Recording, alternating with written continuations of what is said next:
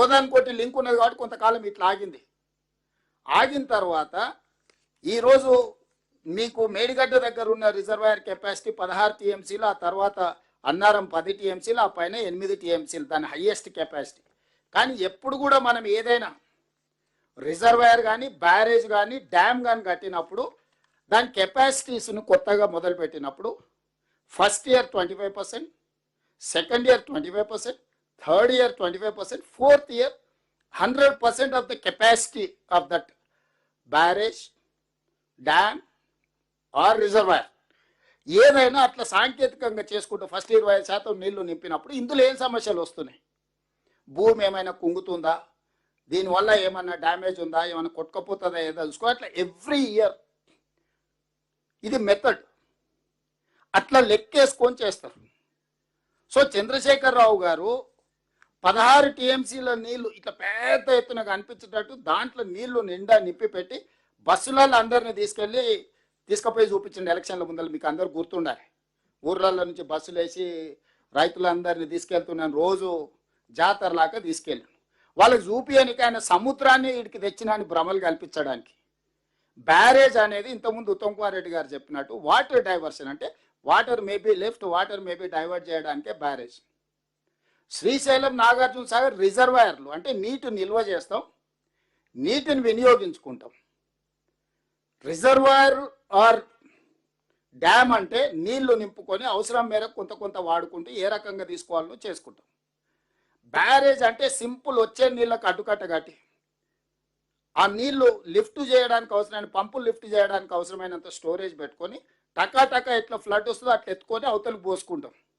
So ఇక్కడ కూడా మేడిగడ్డలు ఎత్తి అన్నారంలో వస్తాం, అన్నారంలో ఎత్తి సుందిలలో పోస్తాం, సుందిలలో ఎత్తిన నీళ్లు శ్రీపాదెల్లంపల్లిలో పోస్తాం. అంటే మీకు మేడిగడ్డ కింద ఆయకట్టు లేదు, అన్నారం కింద ఆయకట్టు లేదు, సుందిల కింద ఆయకట్టు లేదు. ఇవన్నీ ఏంటంటే సైపనింగ్ సైమల్టేనియస్గా పనిచేయాలి. ఏ ఒక్కటి ఆగిపోయినా కూడా నువ్వు ఎత్తలేవు, పోయలేవు. మేడిగడ్డలు ఎత్తి కన్నెపల్లి పంప్ హౌస్ ఎత్తి నీళ్లు పోయంగానే అన్నారం దగ్గర ఉండే పంప్ హౌస్ ఎంబడే ఎత్తి మళ్ళీ సుందిల్లలో పోస్తే సుందిల్లలో ఉన్న పంపులు ఎత్తి శ్రీపాదెల్లంపల్లిలో పోయాలి. శ్రీపాదెల్లంపల్లి నుంచి ముందుకు నీళ్లు కాలువల ద్వారా ఇవ్వాలి. ఇది దీని స్టైల్ ఆఫ్ అంటే ఫంక్షనింగ్ యొక్క రూపకల్పన. ఎప్పుడైతే మేడిగడ్డను పెద్దగా చూపించి బంగాళాఖాతాన్ని మంతనికి తీసుకొచ్చిన భ్రమలు కల్పించడానికి దాంట్లో దాదాపుగా 16 టీఎంసీలు మొత్తం కెపాసిటీకి నీళ్లు నింపెట్టింది, 11-12 టీఎంసీ. ఎప్పుడైతే దాని మీద వజన్ గట్టిగా పడ్డదో భూమి అణిగింది. భూమిలో లేయర్స్ పొరలు ఉన్నప్పుడు ఆ భూమి అనేది కిందికి కుంగింది. ఎప్పుడైతే ఇది కుంగిందో ఈ బ్యారేజ్ కింద పిల్లర్స్, ఇప్పుడు సీకెంట్ పైల్ టెక్నాలజీ అన్నాడు కదా, పిల్లర్స్ లాగా కట్టారు కదా ఇట్లా అన్ని వరుస పెట్టి. భూమి ఎప్పుడైతే తగ్గిందో ఈ పిల్లర్ ఈయన నిలబడిపోయింది, కిందున్న భూమి కిందికి పోయింది. కిందికి భూమి ఎప్పుడైతే పోయిందో ఇందులో నీళ్ళు యువతలకి బయటకు వచ్చినాయి. ప్రెషర్కి వాటరు ఇది ఇట్లనే ఉంది, దీని కింది నుంచి ఇసుక మొత్తం పోయి యువతలకి నీళ్ళు వచ్చినాయి. అప్పుడప్పుడు మనము కాలువ కట్టున్న కింది నుంచి నీళ్ళు పోతాయి కదా, లూజ్ ఉంటే ఎలకలు పొక్కలు పెట్టినప్పుడు వ్యవసాయం చేసే వాళ్ళు చాలామంది గట్లు ఉంటే ఎలకలు పొక్క పెడితే నీళ్ళు ఇడవంగానే అందుకెళ్ళిపోతాయి నీళ్ళు. మొత్తం ఇసుక మీద ఈయన బ్యారేజ్ కట్టిండు, ఇసుక మేడలు కట్టిండు. ఈ ఇసుక మేడలు ఎప్పుడైతే కట్టిండో యువతల నీళ్లు 16 టీఎంసీలు ఎప్పుడైతే నింపిండో రోజుల కొద్ది అట్లే ఉంచిండో దాని మీద ఎప్పుడైతే వెయిట్ అధికంగా బరువు అధికంగా పడ్డదో భూమి అనేది సెటిల్ అయిపోయింది. మధ్యలో పొరలున్న భూమి అంతా కన్సాలిడేట్ అయిపోయింది. ఎప్పుడైతే కన్సాలిడేట్ అయిందో ఈ పైల్స్ కింద ఉన్న పైల్స్కి భూమికి గ్యాప్ వచ్చేసింది. ఎప్పుడైతే గ్యాప్ వచ్చిందో ఇందులో నుంచి నీళ్ళు యువతలకి వెళ్ళినాయి. ఎప్పుడైతే నీళ్ళు వచ్చినో యువతలు ఉన్న స్ట్రక్చర్స్ అని కొట్టుకుపోయినాయి. ఎప్పుడైతే ఈ బ్యారేజ్లు వరుస ఇంత పెద్దది ఉంది కదా, ఏడైతే ప్రెషర్ వాడి నీళ్ళు పోయినో ఏడు కింద పోయిందో ఇది కిందికి పోయింది. అదే 19th pillar 1.5 meters with in డేస్లో కింది కుంగిపోయింది. ఇట్లా ఉండాల్సింది. ఎప్పుడైతే కింది కుంగిపోయిందో గేట్ల అలైన్మెంట్, బ్రిడ్జ్ బ్యారేజ్ అలైన్మెంట్ ఎప్పుడైతే తప్పిందో గేట్ల అలైన్మెంట్ తప్పింది.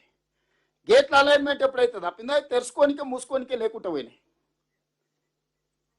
దాంతో 6-7 మొత్తం ఉన్న 2 kilometerలలో ఉన్న పిల్లర్స్లో ఇది పోయింది. ఇప్పుడు కేసీఆర్ అంటాడు 4 పిల్లర్లు కుంగిపోతే ఏమైందని. వెన్నుపూసల 4 పూసలు పోయినాయి అనుకో. ఈ కాళేశ్వరం ప్రాజెక్టుకు మేడిగడ్డ బ్యారేజ్ అనేది వెన్నుపూస లాంటిది గోదావరి జలాల ఎత్తిపోతలకు. మీరు సింపుల్గా అర్థం చేసుకొని, ఒక మనిషికి కాలుకు దెబ్బ తగిలినా, చేతికి దెబ్బ తగిలినా, కన్నుకు దెబ్బ తగిలినా, ఒక కాలు లేకున్నా లేచి నడవచ్చు, కుట్టుకుంటానే నడవచ్చు. కానీ వెన్నెముకలో వెన్నుపూసలో 4 పూసలు దెబ్బతింటే ఇంకా వాడు చేసేది ఏం లేదు, మంచంలో ఎల్లెలకలు అనుకో చూడాలి ఏం జరుగుతుందో అంతే. ఇప్పుడు ఈ గోదావరి ప్రాజెక్టు మేడిగడ్డ అనేది గోదావరి ప్రాజెక్టులో వెన్నుపూస దెబ్బతిన్నది. ఇక చేసేది ఏంది లేదు, జరుగుతున్న చూడాలి. అట్లా వస్తుంటాయి నీళ్ళు, ఇట్లా పోతుంటాయి.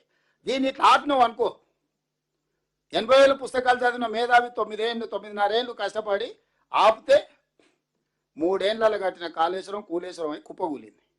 మళ్ళీ ఇప్పుడు వచ్చి ఇంకొక వారం రోజులు నాకు ఈ రాయి నా తడాక చూపిస్తా అంటుడు. పోని ఆయన వచ్చి అడిగిండా? ఆయన రాడు. ఈ మిడిమిడి జ్ఞానం ఉన్న వాళ్ళందరినీ తోలుతున్నాడు. ఇక మీరు అడిగిరా పూర్ణస్తుతం ఏమంటాడు అని. మనం ఇంట్లో వాళ్ళనో వీళ్ళనో విలుచుకరా పండిత పిల్లలు పంపిస్తుంది చూడు, పోయి పతాలు ఆడుకునే వాళ్ళు ఊరలారే వాడు ఉండడం జామేరు రాని పిల్లల్ని తోలుతారు చూడు.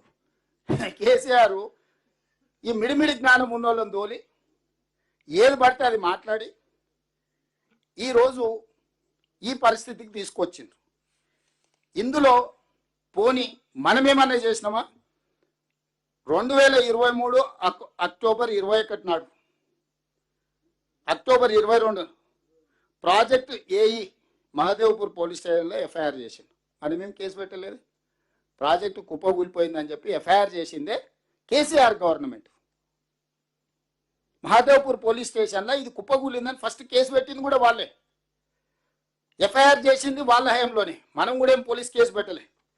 దాని తర్వాత 23 అక్టోబర్ 22 తేదీన, అంటే సేమ్ ఆ ప్రభుత్వం ఉన్నప్పుడే, national dam safety authority Medigadda కుంగుపాటుపై ఒక కమిటీని నియమించింది.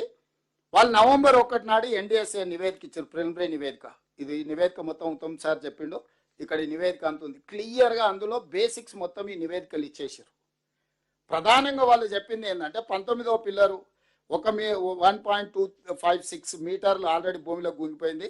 దీంట్లో ప్లానింగ్, డిజైనింగ్, నాణ్యతను నియంత్రించలేదు మరియు నిర్వహణ లోపాల వల్లని పిల్లర్లు కుంగిపోయినాయి. అంటే ఏ ఒక్క దాంట్లో కూడా వీళ్ళు పాటించాల్సిన నిబంధనలు పాటించలేదు. అది ప్లానింగ్లో కావచ్చు, డిజైనింగ్లో కావచ్చు, క్వాలిటీ ఆఫ్ కన్స్ట్రక్షన్ కావచ్చు, ఆపరేషన్ అండ్ మెయింటెనెన్స్ కావచ్చు. 0 నుంచి 100 వరకు పని మొదలుపెట్టినప్పటి నుంచి కుప్పగూలే వరకు ఏది బాధ్యతతో చేయలేదు, ఏది భద్రంగా చేయలేదు.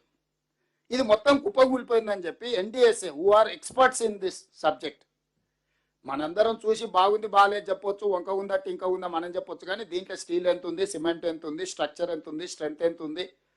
ఇప్పుడు మనం ఫ్లోర్స్ని బట్టి steel rod size 19 mm వేయాలన్నా, 17 mm వేయాలన్నా, కాంకర ఏం వేయాలి, దీనికి ఒక సైన్స్ ఉంది కదా. ఎంత సిమెంట్ వాడాలి, ఎంత శాండ్ వాడాలి, ఇవన్నీ వాళ్ళు క్లియర్గా. ఈ మొత్తం బ్యారేజే దెబ్బతిన్నది దీనివల్ల. ఈ ఒక్క బ్లాక్ దెబ్బతిన్నది అంటే ఒక్క బ్లాక్ కాదు, ఇక్కడి నుంచి అక్కడి వరకు కింద భూమిలో ఒకే రకమైన సాంకేతిక నైపుణ్యంతో నిర్మించారు. భూమి కూడా ఒకే రకంగా ఉంది. ఇప్పుడు మీరు ఏం చేయాలన్నా, మీరు ఇందులో నీళ్లు నిలబెడతారంటే ఇది కుప్పగూలుతుంది. ఫస్ట్ మొత్తం కాల్ చేయరు, గేట్లు ఎత్తురు, నీళ్లు కాల్ చేయరు. అసలు భూమిలో ఉన్న బలం ఎంత, ఈ సీకెంట్ పైల్ కింద అసలు ఏముంది, మట్టి ఉందా, ఇసుక ఉందా, మెత్తగుందా, అసలు ఆల్రెడీ ఇసుక పోయి గోతి పడ్డదా, కూలడానికి సిద్ధంగా ఉందా, ఇవన్నీ ఫస్ట్ మీరు టెస్టులు చేయండి. టెస్టులు చేసినాకనే మీరు ముందుకు వెళ్ళాలి. అట్లా కాకుండా మీరు ఏది చేసినా మొత్తం అంతా కొట్టుకపోయి కిందున్న వాళ్ళంతా పోతారు, ఊర్లే కొట్టుకపోతాయని చెప్పి క్లియర్గా, క్రిస్టల్ క్లియర్గా నేషనల్ డ్యామ్ సేఫ్టీ అథారిటీ, అంటే భారత ప్రభుత్వము దేశంలో ఉండే, ప్రపంచంలో ఉండే నిపుణులందరినీ ఒక దగ్గర జమ చేసి ఏర్పాటు చేసిన ప్రభుత్వ రంగ సంస్థ. కేసీఆర్ ఉన్నప్పుడే, మనం నవంబర్ 1 నాడు కేసీఆర్ ముఖ్యమంత్రి, డిసెంబర్ 7కు మన ప్రభుత్వం వచ్చింది. కేసీఆర్ ఉన్నప్పుడే ఇచ్చిండ్రు నివేదిక. ఆ నివేదికను పట్టించుకోలే, ఏది చేయలే. మనం వచ్చిన తర్వాత మనం అన్ని రకాల ప్రయత్నాలు చేసి, ఎలక్షన్ టైంలో రాహుల్ గాంధీ గారు, నేను, శ్రీధర్ బాబు గారు అందరు విజిట్ చేసి, మేము రాగానే జ్యుడిషియల్ కమిషన్ వేసి ఎంక్వైరీ చేస్తాం. ఆ ఎంక్వైరీ నివేదిక ప్రకారం రిస్టోర్ చేసే దాని మీద పనిచేస్తాం. ఈ తప్పులకు కారణమైన వాళ్ళని శిక్షించడానికి ప్రభుత్వం తీసుకోవాల్సిన చర్యలు తీసుకుంటుందని సుప్రీంకోర్టు జస్టిస్ పనిచేసిన పిసి ఘోష్, మనం యాక్చువల్గా సిట్టింగ్ జడ్జిని అడిగినాం హైకోర్టుని, మేము సిట్టింగ్ జడ్జిని స్పేర్ చేయలేము, మా దగ్గర జడ్జిలు లేరు, మీరు రిటైర్డ్ జడ్జెస్ని ఎవరినైనా కావాలంటే మేము ఇస్తామంటే పిసి ఘోష్ మనకు కమిషన్కి ఇచ్చిండ్రు. అతను ఎలాబరేట్గా అందరికి అవకాశాలు ఇచ్చి నోటీసులు ఇచ్చి పిలిచి, నాకు తెలిసి కోదండరామ్ సార్ కూడా వెళ్ళి డిపోజిషన్ ఇచ్చిండ్రు. చాలామంది ఎక్స్పర్ట్స్ ఇచ్చిండ్రు, చాలామంది ఆఫీసర్లు ఇచ్చిండ్రు, రిటైర్డ్ ఇంజనీర్లు ఇచ్చిండ్రు. కేసీఆర్ను కేటీఆర్ను ఆఫీసర్లను అందరినీ పదే పదే పిలిచిండ్రు. హరీష్ రావు వాళ్ళకి మనం ఇచ్చిన నివేదికలను కూడా లెటర్ పెట్టి తెప్పించుకున్నాడు. అన్ని రకాలు చేసినాక ఫైనల్గా ఆయన ఇచ్చిన రిపోర్ట్ ఏం చెప్పిండో కూడా ఉత్తమ్ సార్ ఈరోజు చెప్పిండు. సో ఇంత జరిగినాక ఈరోజు స్పష్టంగా ఎన్డీఎస్ఏ కానీ విజిలెన్స్ అండ్ ఎన్ఫోర్స్మెంట్ కానీ ఎనీ డిపార్ట్మెంట్, ఎక్స్పర్ట్ డిపార్ట్మెంట్, ఇప్పుడు ఉత్తమ్ కుమార్ రెడ్డి గారు చూపించిన ఏ డిపార్ట్మెంట్ కూడా as it is where it is కింద మీరు గేట్లు మూసేసి నీళ్లు నింపండి, పంపులు ఆన్ చేయండి, నీళ్ళు ఎత్తిపోయండి అని చెప్పలే. మీరు ఇవన్నీ టెస్టులు చేసే వరకు ఏది ముట్టుకున్నా జరిగే ప్రమాదంకి మీరే బాధ్యత వహించాల్సి వస్తుంది. ఇది ప్రమాదం జరగడానికి ఎక్కువ అవకాశం. Not only Medigadda, similar technology, similar సిస్టమ్లు ఉన్నాయి. అవి కూడా కొన్ని క్రాక్స్ వచ్చినాయి. మనం వచ్చినా కూడా నీళ్లు బుడగలు అవి వస్తే వాటిని కొంత ఏదో చేసే ప్రయత్నం చేసినాం. చివరికి వాళ్ళు ఇచ్చిన దాంతో అన్ని గేట్లు పైకి ఎత్తి పెట్టినాం. గోదావరి నుంచి వచ్చే నీళ్లు చక్కగా కిందికి పోయేటట్టు. ఎందుకంటే ఆపితే నీళ్లు నిండితే దీని మీద బరువు పడితే భూమి లోపడిపోతుంది, ఉన్న బ్యారేజీలు కూలితే కింద ఉన్న భద్రాచలం వరకు కొట్టుకుపోతుంది.